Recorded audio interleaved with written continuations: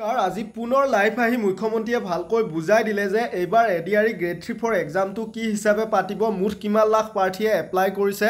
শ্বৰ্টকৈ এই ভিডিঅ'ত আমি সকলোখিনি জানিম। এতিয়া পিআৰচি লাগিবনে নাই, পুৰণি চিলেবাছে নে, এডমিট কেতিয়া আহিব, সকলো মুখ্যমন্ত্ৰী মহোদয়ে আজি লাইভত কেনেদৰে কৈছিলে আমি শ্বৰ্টকৈ জানিম।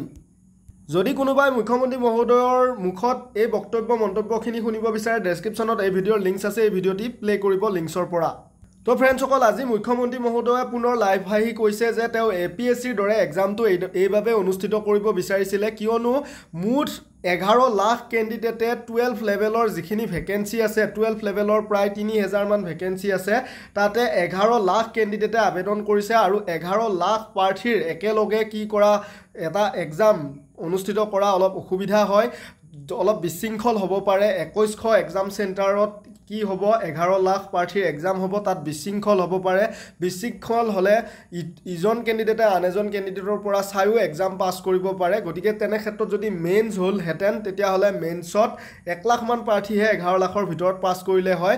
গতিকে মেইনছত তাৰ পৰা কি কৰা গ'লহেঁতেন, যিখিনি অৰিজিনেল কেণ্ডিডেট যোগ্য কেণ্ডিডেট আছে সেইখিনিহে কি হ'লহেঁতেন, পাছ হ'লহেঁতেন। যিহেতু মেইনছত 1 লাখ প্ৰাৰ্থীৰ খুব তদন্তমূলকভাৱে এক্সামটো অনুষ্ঠিত কৰিব পাৰিলেহেঁতেন, তেনেদৰে তেওঁ জনায়।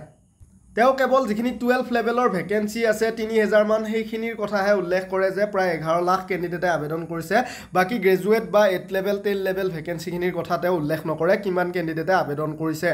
আৰু শেষত তেওঁ 100% চিয়'ৰ কৰি দিয়ে যে এইবাৰ APSCৰ দৰে এক্সাম নহয়, ডাইৰেক্ট মেইনছ হ'ব, তাৰপিছত কম্পিউটাৰ টেষ্ট, তাৰপিছত ভাইভা, আৰু গ্ৰেড 4ৰ ডাইৰেক্ট মেইনছ, তাৰপিছত অৰ্থাৎ আগতে যেনেদৰে এক্সাম হৈছিলে ডাইৰেক্ট এটা এক্সাম, তাৰপিছত ভাইভা, তাৰপিছত ফাইনেল মেৰিট লিষ্ট।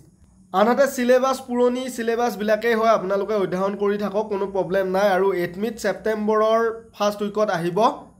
আৰু PRC যাৰ যাৰ নাই আবেদন কৰক, এমপ্লয়মেণ্ট চাৰ্টিফিকেটৰ ৰেজিষ্ট্ৰেশ্যন কৰক, আৰু আমাৰ পৰা কমন নোটৰ PDF লৈ আপোনালোকে এক্সামত সহায় পাব। 8473859389 এই হোৱাটছআপ নাম্বাৰত যোগাযোগ কৰিলেই হ'ল। 2000ৰ পৰা 2021 চনলৈ পুৰণি প্ৰশ্ন কাকত সংগ্ৰহ কৰি প্ৰস্তুত কৰা এই কমন নোটৰ PDFৰ পৰা এক্সামত ডাইৰেক্ট কমন আহে। যোৱা এক্সামতো আহিছিলে, আপোনালোকে পাৰিলে খুব কম মূল্যতে ক্ৰয় কৰি ল'ব পাৰিব। 8473859389 এই হোৱাটছআপ নাম্বাৰত যোগাযোগ কৰি। ধন্যবাদ।